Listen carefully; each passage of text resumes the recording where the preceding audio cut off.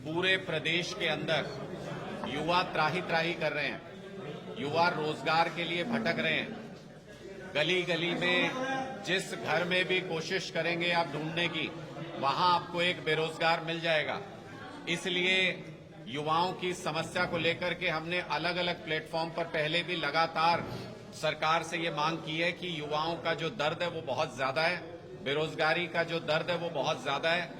इस पर सरकार राहत और मलहम लगाने की कोशिश करे, लेकिन किसी भी तरह से भारतीय जनता पार्टी की सरकार के कान पर जूं तक नहीं रहेंगी और इस वजह से हरियाणा के युवाओं को बेरोजगारी का दंश भुगतना पड़ रहा है।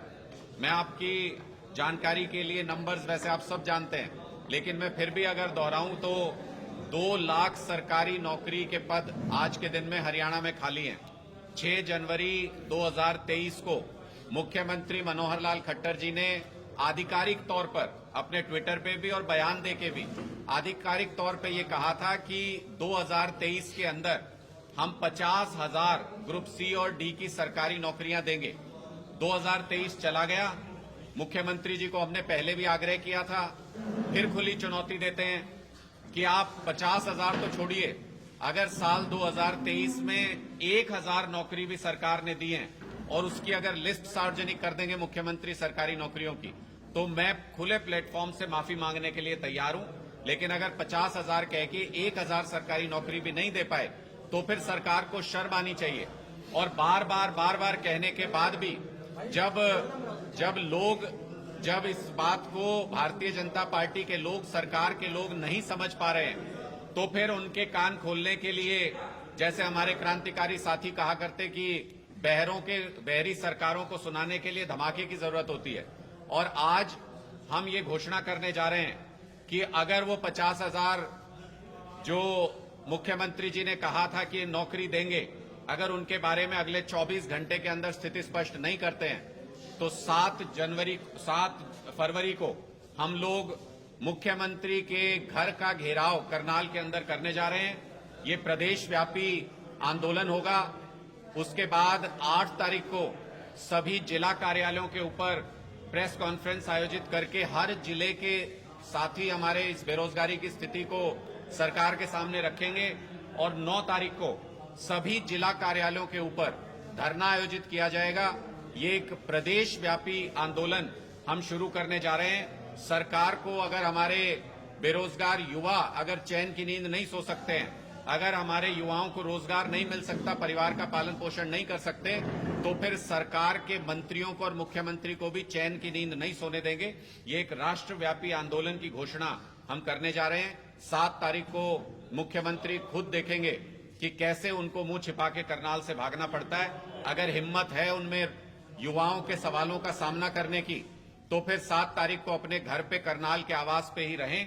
हम खुली चुनौती देते हैं। हरियाणा के युवा उनसे सवाल पूछने के लिए आ रहे हैं, उनसे पूछने के लिए आ रहे हैं कि क्यों नौकरी के बारे में बार बार वो झूठ बोलते हैं, क्यों 50,000 नौकरी कह के 1,000 नौकरी भी पूरे साल 2023 में नहीं दी, क्यों जब से सीईटी का एग्जाम जब से लेना इन्होंने शुरू किया तब से एक भी कोई भी नौकरी सही तरीके से क्यों नहीं दे पाए, कोई टेस्ट सही तरीके से क्यों नहीं करा पाए, 40 से ज्यादा पेपर लीक क्यों हुए इस सरकार के अंदर, क्यों बार बार जो नौकरियां घोषित की जाती है उनके एडवर्टीजमेंट को वापस लिया जाता है, क्यों बार बार जो एग्जाम्स हैं उनके रिजल्ट कोर्ट में जाके फंस जाते हैं। सरकार ग्रुप सी का जो कोर्ट के अंदर हियरिंग चल रही है उसमें कोर्ट ने अप्रैल की तारीख दी हुई है। सरकार क्यों अर्ली हियरिंग में नहीं जाती है? ग्रुप डी की भर्ती अगर ग्रुप सी से पहले करने के बारे में सोचती भी है ये सरकार, तो इसका मतलब इनको नौकरी का न भी समझ में नहीं आता है। क्योंकि अगर ग्रुप सी से पहले ग्रुप डी की भर्ती कर देंगे, मान लीजिए 15,000 ग्रुप डी की भर्ती इन्होंने कर दी, उससे पहले जैसे ही ग्रुप सी का रिजल्ट आएगा उसकी भर्तियां होंगी जो कोर्ट में अटकी हुई हैं, ये 15,000 में से 12-13,000 युवा साथी ग्रुप सी में अपग्रेड हो जाएंगे, क्योंकि कॉमन एलिजिबिलिटी टेस्ट था, वही बच्चे हैं सारे। जब 15,000 की भर्ती करेंगे ग्रुप डी में और 13,000 अगर ऊपर शिफ्ट हो जाएंगे तो सारी सीट इनकी खाली हो जाएंगी, पूरी भर्ती बेकार हो जाएगी, बकवास इनकी योजना है ये पूरी तरह से। इसलिए बिना सोचे समझे जिस तरीके से सरकार युवाओं के भविष्य को दांव पर लगा रही है, उसको चैलेंज करने के लिए मैं हरियाणा के तमाम युवाओं को भी आमंत्रित करता हूं। आम आदमी पार्टी आपकी लड़ाई लड़ने के लिए तैयार है। अरविंद केजरीवाल जी ने खुले मंच से ये कहा है कि अगर बीजेपी सरकार के बस की बात नहीं है तो आम आदमी पार्टी जैसे पंजाब के अंदर हम लगातार नौकरियां दे रहे हैं, वैसे हरियाणा में भी सरकार आते ही 2 लाख सरकारी नौकरी एक साथ देने की हिम्मत रखते हैं। इसलिए आप सब साथी भी इस आंदोलन के अंदर जुड़ें। 7 तारीख को हम मुख्यमंत्री के घर का घेराव करनाल में करने जा रहे हैं और हरियाणा के सभी युवाओं को, चाहे उन्होंने किसी तरह का कोई एग्जाम दिया हो, किसी तरह की कोई उनकी नॉलेज हो, किसी तरह का कोई उनका बैकग्राउंड हो, सभी युवाओं को हम आमंत्रित करते हैं इस आंदोलन का हिस्सा बनने के लिए। 7 तारीख को आप भी यहां पहुंचिए। आम आदमी पार्टी का एक एक कार्यकर्ता भी यहां पहुंचेगा और मिलकर मुख्यमंत्री मनोहर लाल खट्टर से ये सवाल पूछेंगे कि युवाओं के रोजगार के बारे में उनकी सरकार ने पिछले 9 साढ़े 9 साल में कुछ क्यों नहीं किया। आपके कोई सवाल है तो आप पूछ सकते हैं। सर, सबसे बड़ा मेरा ये सवाल है, जिस पर आप रोजगार की बात कर रहे हैं, वहीं पर केंद्र सरकार अरविंद केजरीवाल जी को जेल में डालने की बात कर रही है, तो किस तरीके से, अगर मान लीजिए अगर उनको जेल में डाल दिया गया, तो आप लोग किस तरीके की रणनीति बना करके उनके लिए कामयाब हो सकते हैं? मैं आपको एक रेफरेंस के जरिए इसका जवाब देता हूं कि जब आजादी हमको नहीं मिली थी तो अंग्रेज भी ये सोचते थे कि शहीद भगत सिंह जी को जेल में डाल दो, फिर कौन आजादी मांगेगा। फिर उन्होंने सोचा फांसी चढ़ा देते हैं, फिर आजादी कोई मांगने वाला रहेगा नहीं। लेकिन शहीद भगत सिंह जी ने हंसते हंसते फांसी का फंदा चूमा, लेकिन उसके बावजूद भी आजादी मांगने वाले कम नहीं हुए, देश को आजादी मिली। इसी तरह से ये बदलाव की हवा है, ये बदलाव शुरू हो चुका है देश के अंदर। शिक्षा, स्वास्थ्य, बिजली, पानी की सुविधाएं लोगों की मूलभूत सुविधाएं हैं, लोग उनके लिए लड़ना चाहते हैं, युवा रोजगार के लिए लड़ना चाहता है और इसलिए अब ये बदलाव रुकेगा नहीं। इनका मन करे जिसको जेल में डाल दें, हम इनकी जेलों से नहीं डरते, हम इनके लाठी डंडों से नहीं डरते। सर पे कफन बांध के निकले हैं, शहीद भगत सिंह जी के अनुयायी हैं, बाबा साहब अंबेडकर को मानने वाले लोग हैं। इस लड़ाई को अंत तक लेके जाएंगे। हरियाणा के युवाओं के लिए जब तक रोजगार की व्यवस्था नहीं होती तब तक ये लड़ाई इसी तरह जारी रहेगी। क्या कारण है चंडीगढ़ में आम आदमी पार्टी अपना मेयर नहीं बना पाई? देखिए, बहुत स्पष्ट है। अभी तक तो इस बारे में चर्चा होती थी और गली गली में चर्चा होती थी कि भारतीय जनता पार्टी अगर एक बार और चुनाव जीत गई तो शायद इस देश में चुनाव होना बंद हो जाएंगे। लेकिन पहली बार पूरे देश ने खुली आंखों से कैमरे के ऊपर ये देखा कि कैसे भारतीय जनता पार्टी लोकतंत्र के खिलाफ है और कैसे भारतीय जनता पार्टी वोट की लूट करती है। कैमरे के ऊपर इससे नंगा नाच लोकतंत्र की लूट का हो ही नहीं सकता। जिस तरह से वोट मैनिपुलेट करके रद्द किए गए, आप ही बताइए 20 वोट ज्यादा होते हैं या 16 वोट ज्यादा होते हैं? हमारे पास 20 वोट थे, उसके बावजूद भी बीजेपी का एक पदाधिकारी रहा हुआ व्यक्ति जिसको प्रिजाइडिंग ऑफिसर बना के वोटों की लूट की गई।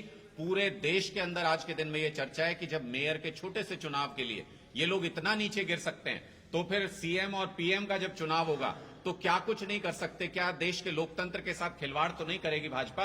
ये सबके मन में प्रश्न है और इसी प्रश्न से 2024 के चुनाव का रास्ता भी निकलता है। लोग इस बार लोकतंत्र को बचाने के लिए देश के अंदर चुनाव में वोट करेंगे। अभय चौटाला का कहना है कि इंडी गठबंधन के जो तमाम नेता हैं वो जेल में जा रहे हैं और बाकी नेता भी जेल में चले जाएंगे, तो इंडी गठबंधन तो बचेगा ही नहीं। देखिए, मुझे लगता है कि मैं ऐसे किसी व्यक्ति के सवाल का जवाब नहीं देना चाहूंगा जिनके परिवार से जेल जाने वालों की संख्या गिनने लगेंगे तो खत्म ही नहीं होगी। और किसी धर्म कर्म के काम के लिए नहीं गए थे, नौकरियों के अंदर भ्रष्टाचार की वजह से जो जेल काट के आए हैं जिनके परिवार के लोग, उनके सवालों का मैं जवाब नहीं कितनी सीटों पर चुनाव लड़ेंगे आप लोकसभा में?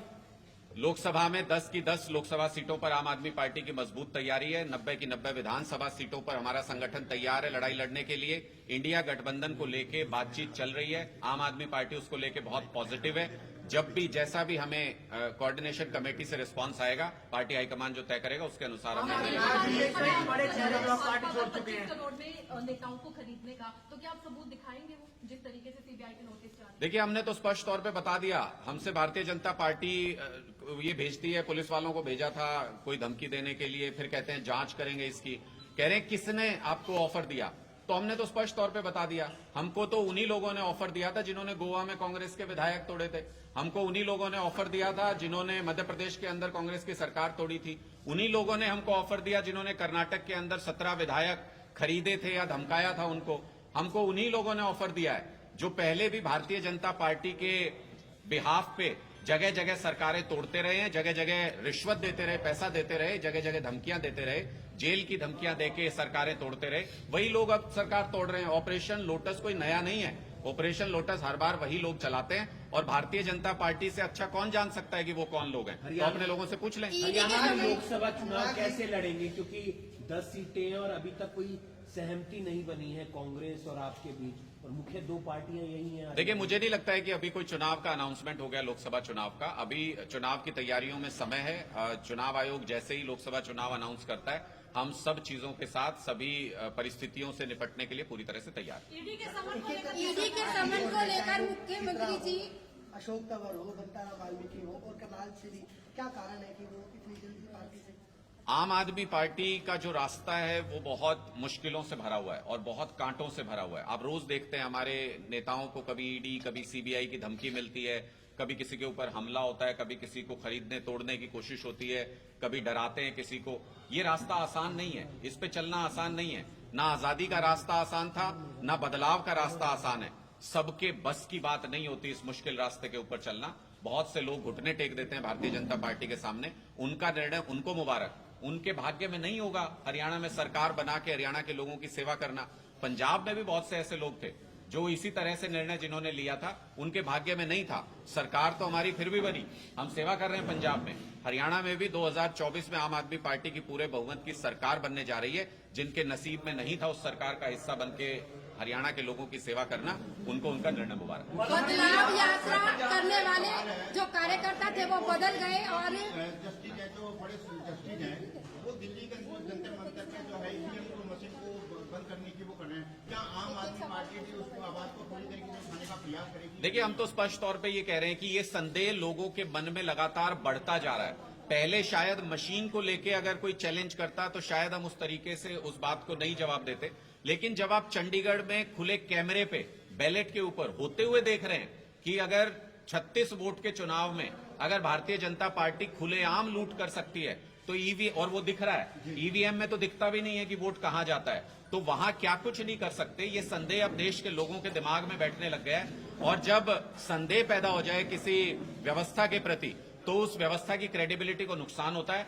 मुझे लगता है कि ईवीएम की क्रेडिबिलिटी को इसी वजह से आज के दिन में बहुत नुकसान हुआ है। लोगों के मन में उसको लेके सवाल हैं, और सिर्फ इसलिए सवाल है कि भारतीय जनता पार्टी का लोकतांत्रिक चाल चलन सही नहीं है। सर, दिल्ली में काफी समय से आपकी पार्टी, आपकी सरकार है, एक भाई लेकिन फिर भी आप पार्टी में कार्यकर्ता जो पार्टी छोड़ गए, उनका कहना है कि आप पार्टी पूंजीपतियों की पार्टी है और इसमें उचित मान सम्मान नहीं मिलता। इस पर क्या कुछ कहेंगे? देखिए, वो गए कहाँ हैं उस पर ध्यान दीजिएगा कि वो जहां गए हैं वो ऐसी पार्टी में गए हैं जहां पे करोड़ों अरबों रुपए के बिजनेसमैन के लोन माफ होते हैं और किसानों के कर्जे माफ नहीं होते हैं। जहां पे ना वो गरीब की बिजली मुफ्त कर सकते हैं, ना वो गरीब को पानी मुफ्त में दे सकते हैं, ना शिक्षा व्यवस्था अच्छी कर रहे हैं, ना स्वास्थ्य व्यवस्था अच्छी कर रहे हैं। पूंजीपतियों की गोद में बैठ के और हमें पूंजीपतियों के पार्टी बताना, मुझे लगता है ये शर्मनाक बयान है। जिसने भी दिया उसको सोचना चाहिए, अपने शब्दों में ध्यान देना चाहिए। सर, दिल्ली के अंदर आपकी सरकार है, शिक्षा, स्वास्थ्य और रोजगार की आप बात करते हैं, लेकिन देखा जा रहा है कि जो भीख मांगने वाले बच्चों की संख्या दिन प्रतिदिन बढ़ती जा रही है दिल्ली के अंदर। देखिए, मुझे लगता है कि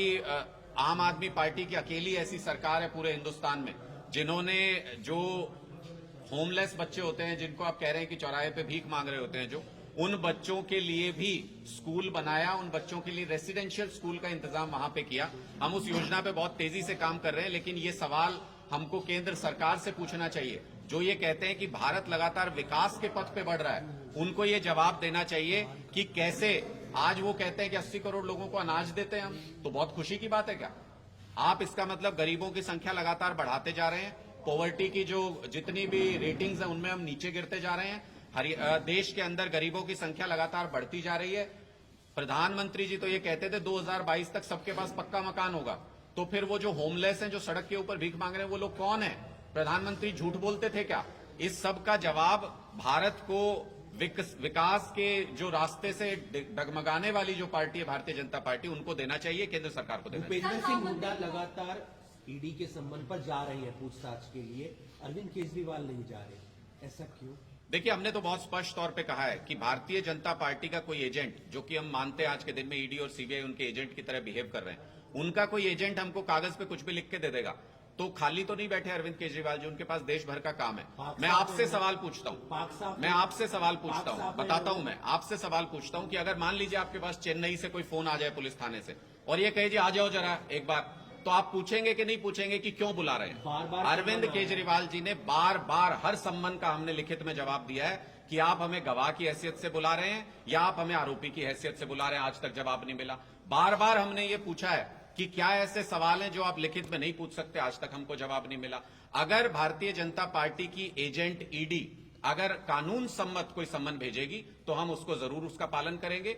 अभी तक कोई कानून सम्मत, सारे इलीगल नोटिस आए हैं, सारे अवैध नोटिस अभी तक आए हैं जिनका कोई सिर पैर नहीं है, जिनकी कोई भूमिका नहीं बनती है, इसलिए उनका जवाब देना हम जरूरी नहीं समझते हैं। नहीं है क्या अरविंद केजरीवाल? अरविंद केजरीवाल, अगर आज के दिन में कोई व्यक्ति देश में ये सोच सकता है कि अरविंद केजरीवाल इन बीजेपी के लोगों से डर जाएंगे, तो मुझे लगता है कि वो सोच सही दिशा में नहीं जाती है।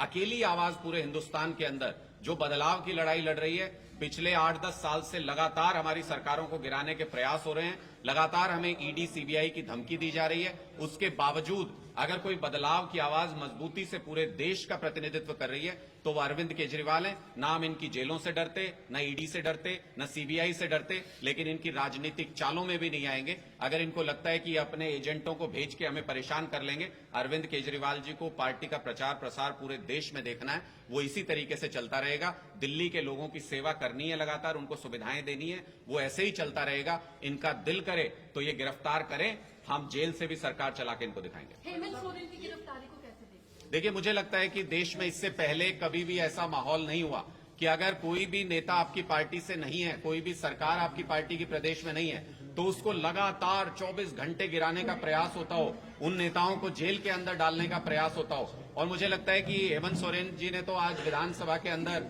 जब बहुमत साबित कर रही थी उनकी पार्टी की सरकार, तो उन्होंने खुले तौर पे कहा भी है कि अगर भारतीय जनता पार्टी के अंदर हिम्मत है तो सदन के अंदर वो कागज रख के दिखाएं जिनमें वो कह रहे हैं कि उन्होंने कोई फ्रॉड किया है या उन्होंने कोई किसी तरीके की गड़बड़ी की है, वो राजनीति छोड़ने को तैयार है। इतनी बड़ी चुनौती वही व्यक्ति दे सकता है जो इन लोगों का सामना कर सकता है। ये माफी मांगने वाले लोग हैं, ये अंग्रेजों की दलाली करने वाले लोग हैं, इनसे हमारा डरना नहीं बनता, क्योंकि हम शहीद भगत सिंह जी को मानने वाले लोग हैं, हम बाबा साहब अम्बेडकर को मानने वाले। सर, जब आपके ही नेता आपके नहीं रहे तो किसके दम पर चुनाव लड़ोगे? देखिए, आम आदमी पार्टी नेताओं के दम पे नहीं चलती। नेता हमारे सिर्फ एक है, अरविंद केजरीवाल। आम आदमी पार्टी कार्यकर्ताओं के खून पसीने की मेहनत से बड़ी होती है, कार्यकर्ताओं के कंधों पर चलने वाली पार्टी है। आज के दिन में हरियाणा के अंदर हमारे 1.5 लाख से ज्यादा आइडेंटिटी कार्ड होल्डर हैं। संगठन लगातार विस्तार हो रहा है संगठन का। अगर कोई 2, 4, 5 साथी छोड़ के चले जाते हैं, मुझे नहीं लगता उससे कोई प्रभाव पड़ता है। 1.5 लाख की आज के दिन में हमारे ऑफिस बेरर की स्ट्रेंथ हरियाणा के अंदर है।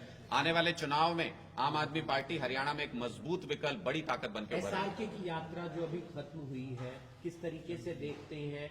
पूरा माहौल वो लोग बना रहे हैं, एक तरफ भूपेंद्र सिंह हुड्डा, दूसरी तरफ एसआरके। मुझे लगता है उनकी पार्टी का अंदरूनी मामला है, उनकी अंदरूनी लड़ाई में हमें क्यों शामिल करना है। हरियाणा में पार्टी आपकी मुख्यमंत्री नहीं घोषित करी पंजाब की तरह? बिल्कुल करेंगे। पंजाब में कब किया था उस समय सीमा को देखिए, हरियाणा में भी उसी समय सीमा के आसपास कर देंगे। किस मुद्दों पे लड़ेंगे? हरियाणा में सबसे ज्यादा लोकसभा का चुनाव इस बार पूरे देश के अंदर इसी बात के ऊपर होने जा रहा है कि क्या देश का लोकतंत्र खतरे में है। भारतीय जनता पार्टी जिस तरीके से तानाशाही लाना चाहती है देश में, उसके खिलाफ पूरे देश में एक माहौल बन रहा है। और ये जो इंडिया गठबंधन भी बनाया गया है, ये इसी सोच के साथ बनाया गया है कि अगर लोकतंत्र रहेगा तभी चुनाव होंगे, तभी पार्टियां रहेंगी और तभी लोगों के पास ऑप्शन होगा कि वो अच्छी और बुरी पार्टी में से, अच्छे और बुरे नेता में से किसी एक को चुन सके। अगर चुनाव ही नहीं होंगे, अगर लोकतंत्र खत्म हो जाएगा, तो लोगों के पास ये आजादी भी नहीं रहेगी। इसलिए 2024 का चुनाव लोकतंत्र और संविधान को बचाने के लिए होगा। लेकिन सत्ता पक्ष का कहना है कि सत्ता पक्ष का कहना है कि ये गठबंधन नहीं है, ठगबंधन है। इस पर क्या कुछ कहेंगे? तो उनके साथ जो 34 पार्टी बैठी है वो तो ठगबंधन नहीं है, वो तो लुटेरा बंधन है। राम मंदिर के बाद अब ज्ञान व्यापी और मथुरा काशी की बात की जा रही है, तो क्या लगता है राजनीतिक फायदे के लिए किया जा रहा है? नहीं, मुझे लग रहा है वो सब धार्मिक स्थलों का मामला है और जो धर्म के जानकार हैं उनको उस विषय पे लगातार काम करते हैं। सरकार का बड़ा विरोध हो रहा है पंजाब में। किस चीज को लेके? पानी सिद्धू गिरफ्तारी को लेकर, पानी सिद्धू की सर सरकार का पुतला भी फूक रहे हैं पंजाब में, सर माहौल भी खराब हो रहा है, मतलब क्राइम भी बहुत ज्यादा बढ़ रहा है, उसके बारे में क्या? मुझे लगता है कि उस पे डीजीपी जी ने उस पे बयान दिया है और उस पे चर्चा चल रही है। मेरे ख्याल से 1-2 दिन में स्थिति सामान्य हो जाएगी। 15 साल के बाद यूएनओ को लिस्ट भेजी जाती है, वही हमने गरीबी रेखा से कितने लोग निकाले? 41.5 करोड़ भारत में निकाल लिए, बाहर निकल चुके। क्या कहेंगे? अगर 41 करोड़ लोग बाहर निकल चुके हैं तो ये 80 करोड़ लोग कौन है जिनको हमको अनाज देना पड़ रहा है मुफ्त में? तो इसका मतलब सरकार आंकड़ों के साथ खिलवाड़ कर रही है। भारत में गरीबी, पॉवर्टी बढ़ती जा रही है लगातार, और इस सरकार के दौरान 10 साल के अंदर भारत पे कर्ज भी बहुत ज्यादा बढ़ा है।